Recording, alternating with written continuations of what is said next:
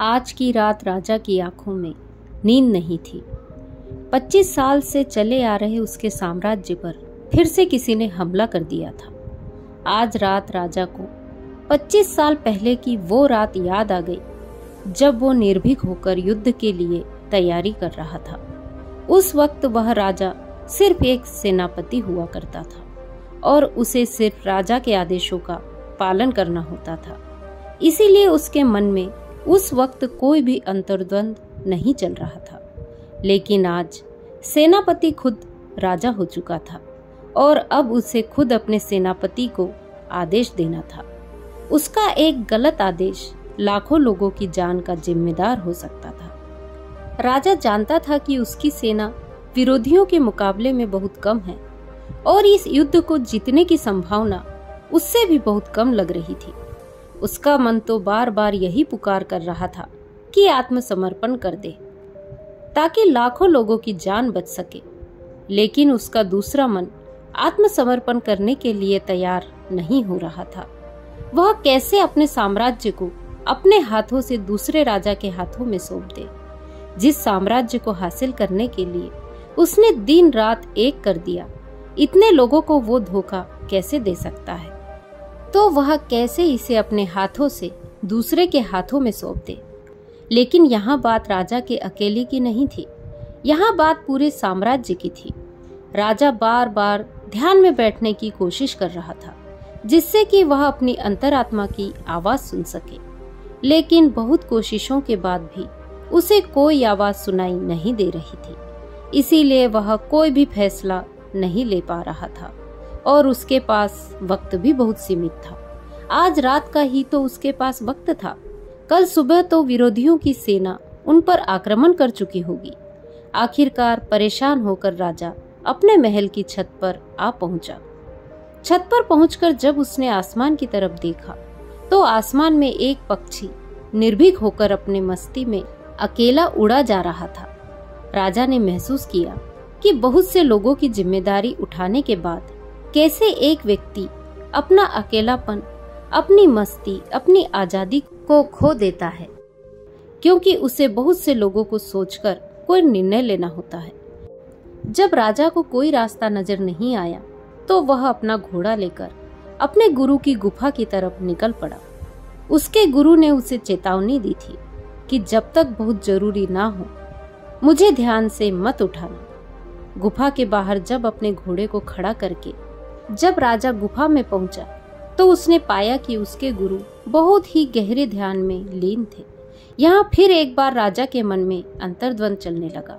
वो सोच रहा था कि अपने गुरु को ध्यान से बाहर निकालना उचित होगा कि नहीं, कहीं उसके गुरु गुस्सा तो नहीं हो जाएंगे। तभी अचानक गुरु ने अपनी आंखें खोल कहा कि राजन, दरवाजे पर आकर भी तुम क्यों अंतर्द्वंद में फंसे हुए हो? राजा ने अपने गुरु को प्रणाम करते हुए कहा कि गुरुदेव, आप तो मेरे मन से भली भांति परिचित हैं। आपको तो यह भी पता होगा कि मैं कितना चिंतित हूँ।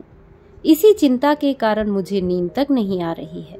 आप ही बताइए, मुझे अपने अंदर की आत्मा की आवाज कैसे सुनाई देगी? कैसे मैं सही फैसला ले पाऊंगा?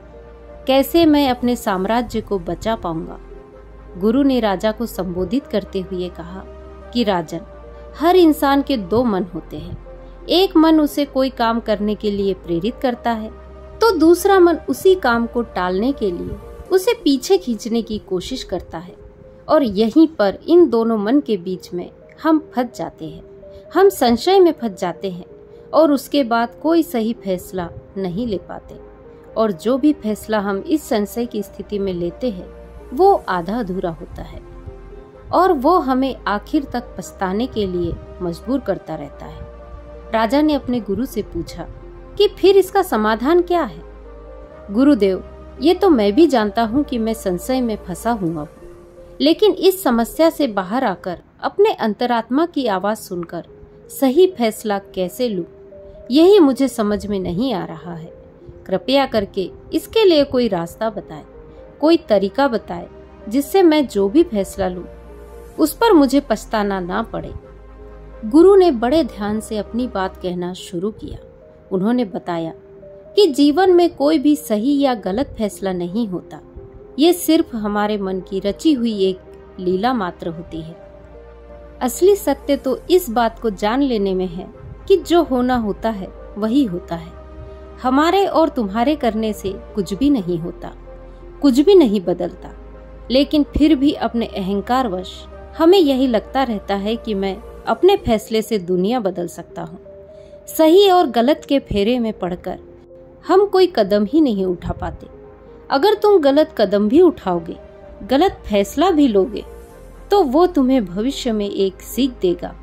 अगर तुम सही कदम उठाओगे तो तुम्हारे लिए वह कामयाबी के रास्ते खोलेगी। दोनों परिस्थितियों में तुम्हारी आंतरिक उन्नति तो हो ही रही है। तुम एक जगह पर ठहरे हुए तो नहीं हो, तुम्हारा मन संशय में तो नहीं अटका हुआ है। राजा ने ये बात बड़े ध्यान से सुनी और उसके बाद एक सवाल पूछा। राजा ने पूछा कि गुरुदेव, तो क्या हमें बिना सोचे विचारे कोई भी फैसला बस यूं ही ले लेना चाहिए? यह तो मूर्खता का प्रमाण होता है। भला इतना बड़ा फैसला मैं बिना सोच विचार के कैसे ले सकता हूँ? गुरु ने मुस्कुराते हुए उत्तर दिया कि राजन, तुम मेरी बात को समझ नहीं रहे हो। मैं यह नहीं कह रहा कि तुम्हें सोच विचार नहीं करना चाहिए। उल्टा मैं तुम्हें यही कह रहा हूँ कि तुम्हें पूर्ण रूप से सोच विचार करना चाहिए, और पूर्ण रूप से सोच विचार करने के बाद तुम्हें अपने दोनों मन को एक जगह पर सहमत करवाना है। अगर तुम अपने दोनों मन को एक जगह पर सहमत करवा पाए, अगर तुम अपने दोनों मन को एक काम के लिए एक ही दिशा में लगा पाए, तो वो फैसला तुम्हारी अंतरात्मा का फैसला होगा। तुमने बहुत बार महसूस किया होगा कि किसी काम को करने में तुम्हारा मन तो करता है, लेकिन तुम्हारी बुद्धि उस काम का विरोध करती है। दोनों में अंतर्द्वंद चलता रहता है, एक विरोधाभास चलता रहता है।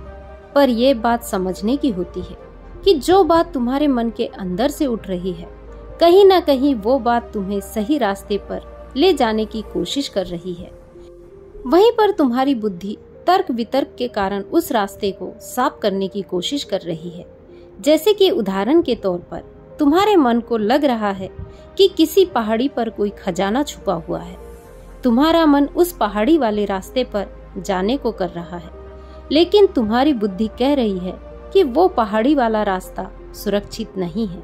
वहां पर रास्ते में कंकड़ पत्थर होंगे, जंगली जानवर होंगे, और हो सकता है कोई लुटेरे भी हो, इंसान का खतरा भी हो सकता है। ये सारे सवाल तुम्हारी बुद्धि खड़ा कर रही है, लेकिन तुम्हारी बुद्धि तुम्हें सतर्क करने की कोशिश कर रही है। जब तक तुम अपनी बुद्धि के सवालों का निवारण नहीं कर लोगे, तब तक उस रास्ते पर जाना एक मूर्खता का प्रमाण होगा। उस रास्ते पर जाने के लिए पहले तो तुम्हें पूरे रास्ते भर की सामग्री, खाने की सामग्री अपने साथ लेनी होगी। उसके बाद अपनी सुरक्षा के लिए अपने साथ कुछ हथियार और कुछ सैनिकों को साथ लेना होगा, और उसके बाद तुम अपनी यात्रा चालू कर सकते हो, क्योंकि अब तुम्हारी बुद्धि के सवालों का निवारण हो चुका है।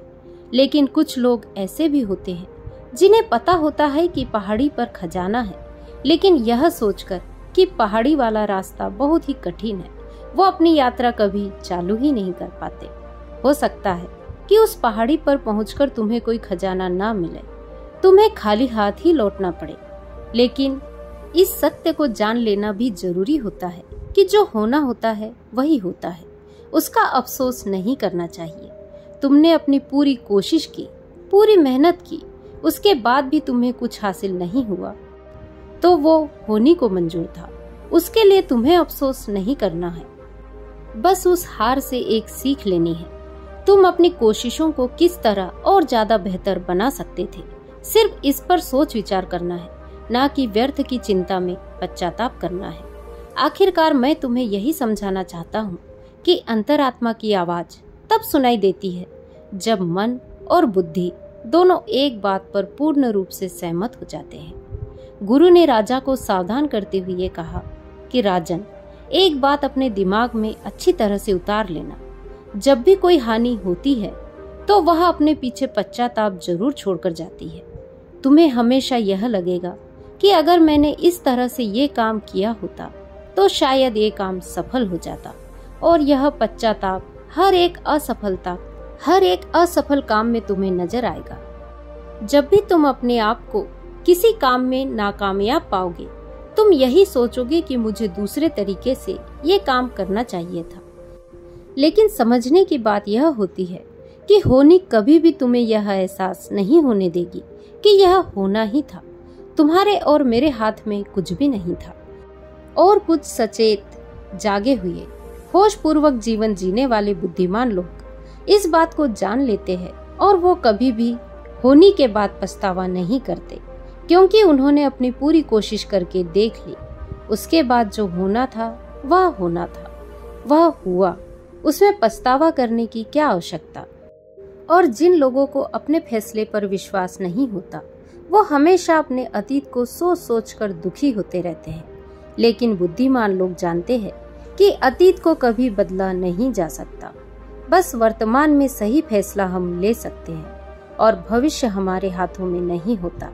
इसके बाद गुरु ने राजा को वहां से जाने का आदेश देते हुए दोबारा ध्यान में प्रवेश कर लिया। राजा का अंतर्द्वंद अब खत्म हो चुका था और वापस अपने राजमहल में लौटकर चैन की नींद लेने के लिए अपने शयन कक्ष में चला गया। तो दोस्तों, आज की कहानी यदि आपको पसंद आई हो तो कहानी को लाइक, शेयर, कमेंट करें और मेरे चैनल को सब्सक्राइब करें। नमो बुद्धाय।